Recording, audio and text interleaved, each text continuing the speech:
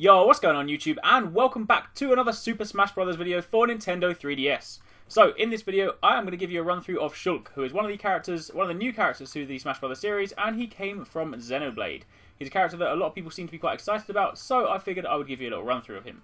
Now, I'm going to do this the way that I did all the other character videos, so I'm going to begin by showing you his different costumes and showing you all of his different moves, you know, A moves, B moves, smash moves, all those different things like that. And then afterwards I will jump over to a battle so you can kind of see him just in actual combat and whatnot. So, first up, here we go. Here is Shulk. So, he has a variety of different costumes as you can see there. Scrolling through at the bottom, different colour sort of like clothing, but then there is also one where he plays in his kind of swimming trunks and whatnot. But we'll stay with him currently in his default costume. Then if we jump over to here, and I will choose one of these different maps, I'm going to, for the purposes of this, play in Final Destination mode. So if you press X, then you can kind of change to a non-platform, non-item version of this level. So let's pick, this will do, the level from Spirit Tracks. So here we go. Here is your character. In fact, let me bring the camera closer so you can kind of see him in all of his glory. Really, really cool looking character. So let's get onto the moves. Right. Firstly, you have, if I'm standing still, you have your bog standard A move. So that's punch, and if you press it 3 times, you chain 3 hits together. If I zoom out the camera a minute and go up to Captain Falcon over here, you can see the A move's in action. Right, now, getting back up close again. The across A, if I'm running, he will do a cross slash, as you can see here. And if I zoom back out again, there you go. Then if I press down A, I do a sort of downward slash. Then if I press up A, I do a kind of like upward spike. So, they are my bog standard A moves, and obviously if I jump in the air and I press A, then I do sort of an upward slash. If I press across, then I do sort of a downward slash, so I can go like that. And if I press back and A when I'm in the air, then I just do a backward stab. So, they are my bog standard A moves. Now, let's talk about smash moves. So, if I get close again, so smash, for if I hold across, charge it with sword, and you stab it out. So if I zoom out to the regular length, you see, stab there. So it's got kind of a double hit. First hit with your actual sword, then the second one with the spike that comes out. Up smash, so like that. So obviously that'll be quite a powerful spike. Again, a double hit. First with the sword, the second with the kind of laser part of the sword.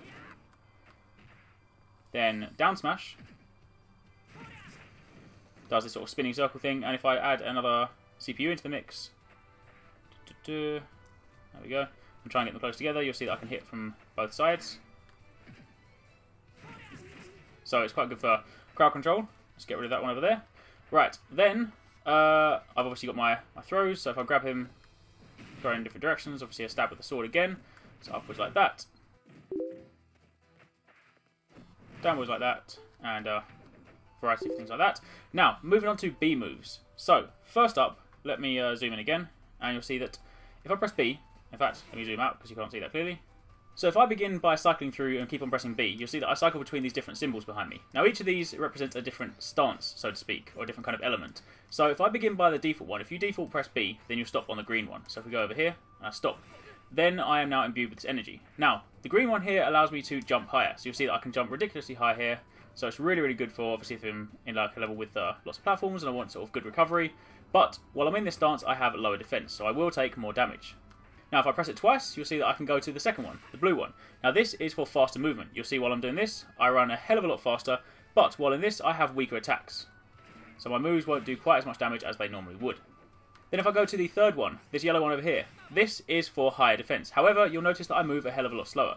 Higher defense, slower movement. That is your trade-off. So every single one of these perks does have a trade-off. But, you know, if you're up in a match and you're against sort of the likes of Bowser and Charizard and a lot of heavy hitters, then this may well be a useful thing to do.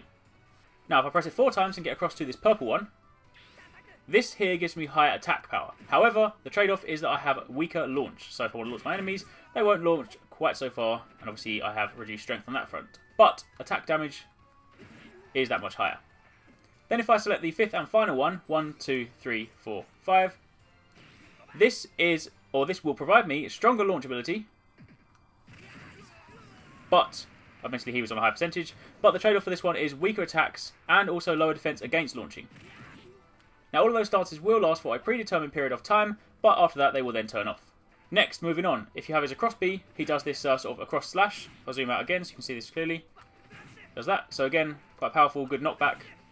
If I press down B, he has a deflect, or a kind of like counter. So if I can set Captain Falcon over here to actually do something,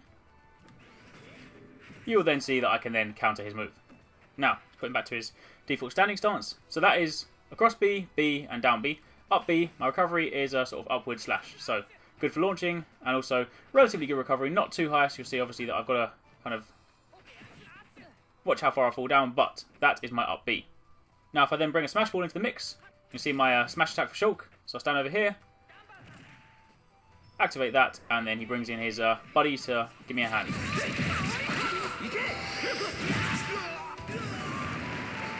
And lastly, let's finish up with his taunt. So if I press up on the D-pad, he does this. Right on the D-pad or left on the D-pad will do that. And down on the D-pad will do that. So if I face the other way.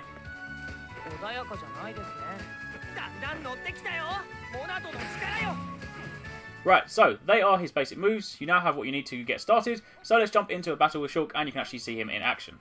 3, 2, 1, go!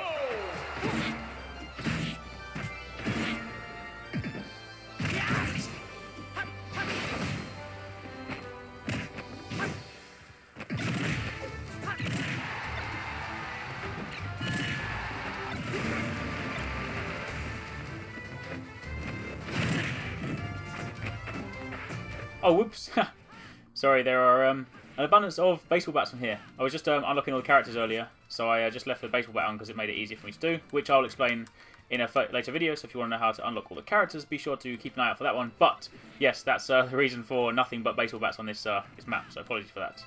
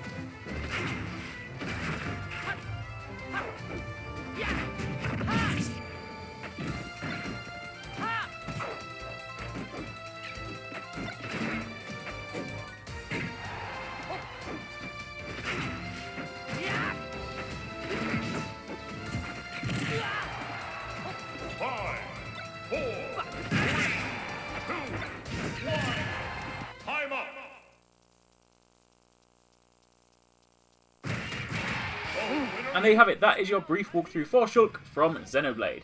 Hopefully you enjoyed this video, and if you did, don't forget to give it a thumbs up, hit the like button, show your support, it does really help me out, and obviously don't forget to subscribe for daily gaming videos. Thanks again for watching, take it easy, catch you next time, peace out.